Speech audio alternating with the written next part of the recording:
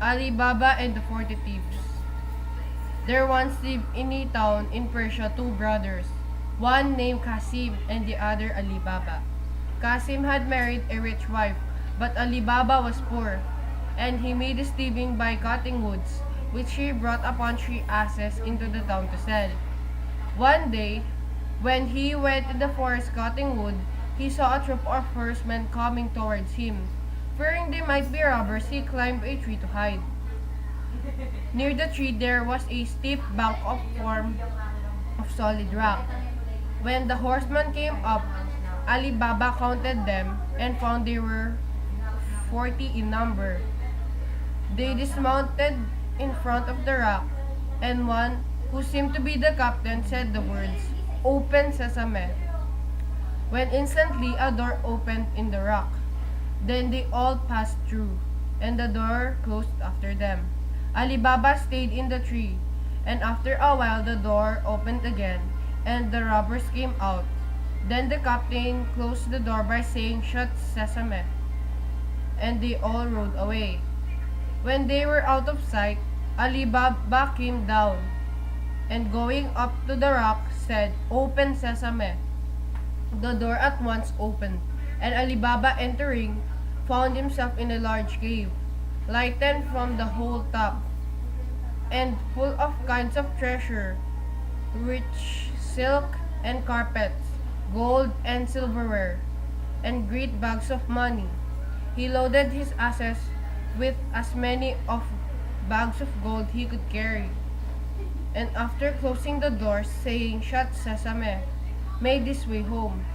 When he got there and told his wife of their good luck, she was overjoyed and wished to count the gold to see how rich they were. "No," Ali Baba said, "that will take too long. I must dig a hole and bury it at once." "You're right," she said, "but at least let us form some idea how much there is. Let me measure it while you dig a hole." But as she had no measure of her own, she ran to Kasim's wife to borrow one. Now Kasim's wife was very inquisitive and wishes to find out what they're going to use to measure for. So he covered the bottom of sweat. When Ali Baba's wife had done it, she carried it back but did not notice a piece of gold stuck to the sweat. He went to Ali Baba and proceeded to explain how she became rich enough to measure his money. And when he heard the story, he made up his mind that he too would get some treasures. Ali Baba picture story for children. So he started for the forest with a lot of mules the next morning.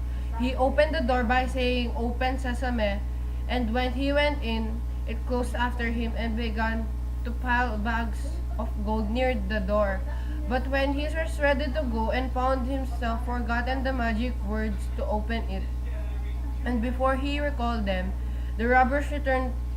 The moment they caught of sight of him, they rushed upon him with their swords and killed him, and then cut his body with 4 quarters and hung them up in a cave. When the night fell, Qasim had not yet returned.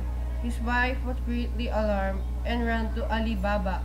He tried to comfort her, but when morning came and Qasim did not yet appear, he set out from the cave with his 3 asses. When he reached there and saw his brother's body, he was struck with the sight, but quickly wrapped up the piece and carried them home in asses, loading with their 2 again with gold. He now wishes to get Qasim buried without letting anyone know that he had died a natural death. Qasim's wife had a slave named Morgania, who was very quickly witted, and Ali Baba took her into his confidence and got her to assist him. She went very early in the morning, and old cobbler named Mustafa and bribed him to come stitch the body together. Lying in a handkerchief, Obright led him in the house so that he would not know where he had done the work. Then it given out that Kasim had died, and funeral was held together secret death.